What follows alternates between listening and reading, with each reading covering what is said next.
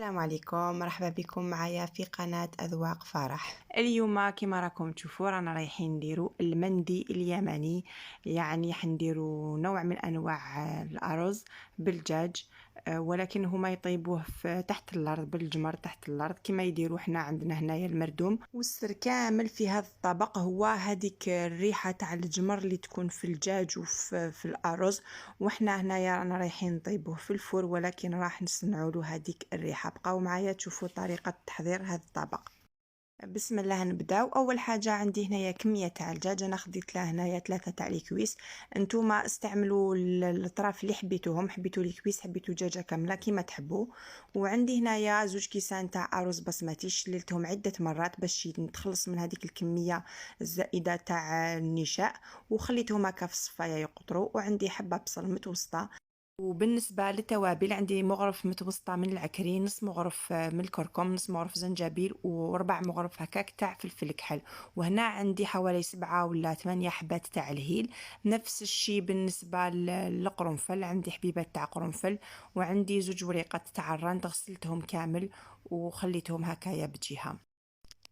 وهنايا نسيت الثوم، راني رحت زدت قشرت شويه تاع ثوم وجبتها. نديرو كميه لاباس بها. نتوما انا عندي فصوص هنايا صغار، درت واحد 7 هكاك ولا 8. نتوما الا كانوا عندكم الفصوص الكبار ديروا 3 4. اول حاجه نجيب هكذايا بول صغير نحط فيه عصير تاع نص حبه قارص. راح نعصر هكذايا نص حبه تاع القارص. ولا كان ما عندكمش القارص دائما نقول لكم استعملوا خل عادي، يعني الخل الابيض ولا الخل الاحمر اللي حبيتوه.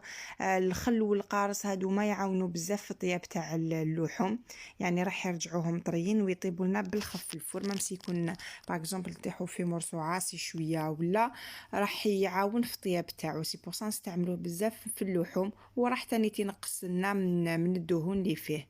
ومع هاد القارص نضيف حوالي 2 مغارف كبار تاع زيت نباتي، نص مغرف تاع الملح، والتوابل اللي قلنا عليهم واللي هي مغرف كبيره تاع العكرين، نص مغرف تاع الكركم، ونص مغرف تاع زنجبيل، وشويه تاع فلفل كحل. نخلط هاد المزيج كامل، ويعني نخلطو هكذايا مليح حتى يتجانس كامل ويولي لنا شغل اون ماريناد. نجيبو الدجاج تاعنا وندهنو كامل من الفوق، يعني نحاولوا كيفاش نوزعوه عليه من كل الجوانب. نفرغوا عليه كامل هذيك التتبيله اللي بقات، ونحطوه بجيه هكذايا، نخلوه يتشرب شويه، يعني ما راحش نخلوه بزاف ولكن نخلوه هكذايا بجيه. وهنايا راح نجيب كاسرونه نحط فيها شويه تاع الزيت. هنا الا كان عندكم طنجره من اللي عندها من النوع اللي عنده يديه تاع اينوكس وتقدروا تدخلوها للفوق، استعملوا هذيك الطنجره احسن. انا هنا بيسك ما عنديش قلت ندير هذه العمليه في كاسرونه، ومن بعد راح ننقل هذا المزيج لواحد المول، يعني واحد النوع تاع سنيوات اللي يكون غامق ونقدر ندخلوه للفوق. هنا نحط الراند ونحط الهيل مع العيدان تاع القرنفل، نحطهم في هذيك الكاسرونه مع الزيت. ومن بعد نجيب البصله تاعي نقطعها الى مربعات صغيره ونضيفها لهذيك الكسرونه اللي فيها الزيت والهيل مع القرنفل والرند. ونزيد هذوك الفصوص تاع الثوم نقطعهم هكذايا شرائح متوسطه، يعني نقدر نستعملهم هكذاك فصوص، مي انا ما حبيتش يبانوا بزاف في وسط الرز، على بالكم مع الدراري ما يحبوش الثوم بزاف. نحط هذاك المزيج كامل نحطهم فوق النار، نسي شغل هذاك البصل تاعي يدبل لي شويه، نزيد لهم شويه تاع الملح ونخليه يدبل شويه. غير يبدا يدبل هكا يبدا ياخذ اللون باللي خلاص سيبو بدا يطيح شويه هذاك البصل، نحطه في سنيوه اللي قلت لكم انا عندي هذا النوع. نحطه هكذا في سنيوه ونضيف عليه هذاك الرز اللي خليناه يقطر مقبلات، نخلطهم هكذايا. هاد العمليه كما قلت لكم الا كانت عندكم طنجره ديروها ديريكتومون في طنجره. ومن بعد نضيف الماء لهذاك الرز حتى يتغطى حوالي 1 سنتيمتر فوق هذاك الرز، يعني شغل نسويولو هكايا الوجه تاعو للرز. ومن بعد نشوفوا الماء هذاك شحال راه مغطيه، يعني لازم يكون مغطي حوالي 1 سنتيمتر هكذاك حتى ل1 سنتيمتر ادمي باش يجينا سوا في الطياب تاعو. هنا الماء ما يهمش الا كان سخون ولا بارد، نحطوه هكذايا برك. ومن بعد دوكا نروحو نجيبو نديرو العفسه تاعنا تاع المندي، اللي يعني باش نكهو هذاك الرز بنكهه الدجاج. دوك نجيب هنايا بابي الومنيوم نغطي السنيوه تاعي. انا هنا ما كفانيش ورقه وحده، درت زوج، نغطوها بيا ونحاولوا شغل نخلوها هابط شويه، يعني باش نقدروا نحطوا الدجاج من الفوق. نزير عليه من لي كوتي باش ما يطيحليش الدجاج كي نحطوه. دوك تشوفوني علاش راني ندير هذه العمليه. ومن بعد نحط بابي كويسون، بيسك استعملنا القارص في الدجاج تاعنا لازم ندير بابي كويسون باش نتفادى الاكسده. وزيد تانيت باش ما يلصقليش الدجاج في الالومنيوم كي نطيبوه في الفوق. دوك نجيب موس ندير هكا ثقوب باش كي يكون يطيب لي هذاك الدجاج، هذيك الصلصه اللي يطلقها والماء اللي يطلقوا لي هذاك الدجاج يهبط لنا في الروز، يعني الروز يتشرب من هذيك النكهه. دوك نجيب هذا الباقي تاع هذه الخلطه نحطه فوق الدجاج كيما راكم تشوفوني ندير، يعني كل شيء راه واضح. نحط هكذايا باش نزيدو نكهه اكثر واكثر. ومن بعد نروح نعاود نغطي هذا الدجاج بنفس الطريقه بالبابي كويسون توجور باش نيفيتي الالتماس مع القارص، الالتماس الالومنيوم مع القارص.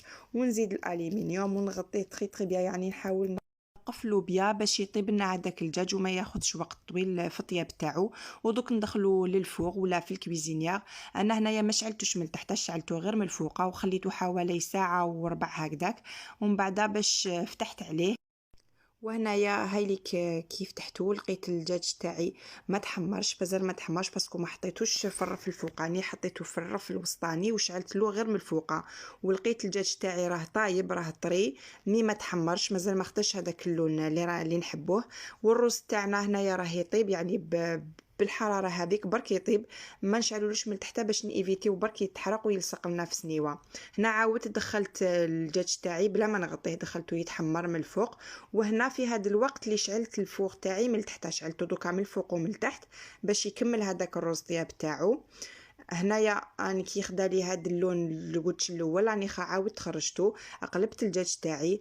وهنا كاين شويه تاع الصلصه ما حبطتش، عاودت زدت درت ثقبه هنايا باش يحبط هذاك السوائل اللي طلقهم لي الدجاج. عاودت قلبت هكا الدجاج تاعي كيما راكم تشوفوا. ودوكا عاودت دخلته للفوق. فوالا هكذايا راه تحمر كامل. نحي هكا في طبسي. وكم باغازار هاد لاكويس سبحان الله ما تحمرتش، ما على باليش وعلاه، وانا قلقتني ما تحمرتش. عاودت رجعتها وحدها وخلي هي راهي طايبه تتفتت كما راكم تشوفوا، شديتها بالفرشيطه تفتت بصح ما تحمرتش. قلت لها يبقى تولي للفوق وتتحمر باذن الله. دوكا سي بو تحمر لي كامل الدجاج. نحي هذاك الالومنيوم وشوفوا معايا كيفاش راه الرز كومام هكذاك قعد لي حتى المسنيوه تاعي ماشي غامقه بزاف، يعني كشغل هذوك السوائل كان الرز لصق لي مع الالومنيوم، سي بور سا السوائل هذوك ما حبطوش كامل. هاوليك الرز تاعي راه طايب تري بيان، ما تعجن ما تفتت ما تكسر ما والو، طاب نورمال مالغري قعد بزاف داخل الكويزينيا، مي راه طايب تري بيان. هنايا سمحوا لي يعني اللوفار هذاك اللي راه يطلع ما انتبهتش، راه يطلع ديريكتومون التليفون، شغل راه يغطي شويه الكاميرا. ودوكا نشد نخلط شويه هذاك الرز باش يولي لي شغل حبه بحبه، حبه شدتها لاصوص وحبه يعني بقاو بيوضه هكذاك، خلطتهم باش يولي يبان حبه بحبه. ومن بعد رجعت هذاك الدجاج فوق هذاك الرز وجبت الومنيوم درت فيه هكاك شغل بول ولا شغل فنجان هكايا، درتو يعني هكا شكلته بيدي. ودوكا عندي هنايا هاد الفحمه حطيتها فوق النار حتى ولات هكايا، شعلت فيها النار، نحط فيها شويه تاع الزيت ونغطي، يعني نجيب اي حاجه نقدر نغطي بها سنيوه تاعي ولا طنيجره تاعي، سواء نغطا ولا سنيوه ولا اي حاجه تساعدكم. وانا بيسك هاد الغطا فيه ثقبه زدت له هاف الطرشون من الفوقه باش ما تخرجليش هذيك الريحه تاع التدخين اللي درناها. هاد العمليه نديروها باش هاد الرز والدجاج يكتسب لنا هذيك الريحه تاع الدجاج المدخن، يعني اللي طايب على الجمر، نخلوه مده يعني وهو يتشرب هكاك. ومن بعد نحوه هكذايا ونقدموه كيما نحبو، وراح يعطي لنا واحد الريحه كي شغل طايب في الفحم، كيما نطيبوا الدجاج في الفحم. ومام الرز راح يتنكه. وكما راكم تشوفوا الرز تاعي ما تعجن، يعني ما تحرق لي، ما لصق في سنيوه، يعني الطريقه اللي استعملتها طيبت غير من الفوقه، من بعد حتى كي وين قريب يطيب باش شعلت من تحت، كانت طريقه ناجحه بالبزاف. دوكا نقدموا هكايا في اي طبس اللي حبيتوه ولا اي طاجين كيما تحبوا قدموه. وما بقى لي غير نقول لكم نتمنى تجربوها في طريقه باسكو تاع الصح يجي واحد البنه يعني هايله. مام هذاك الهيل يعطيه واحد النكهه رائعه رائعه جدا. بالاضافه انه يعني هذاك الهيل عنده بزاف فوائد طبيه مليح بزاف للجهاز الهضمي. ننصحكم تحاولوا تستعملوه في الاطباق تاعكم تاع الارز. وما بقى لي غير نقول لكم شهيتكم في الجنه وسلام.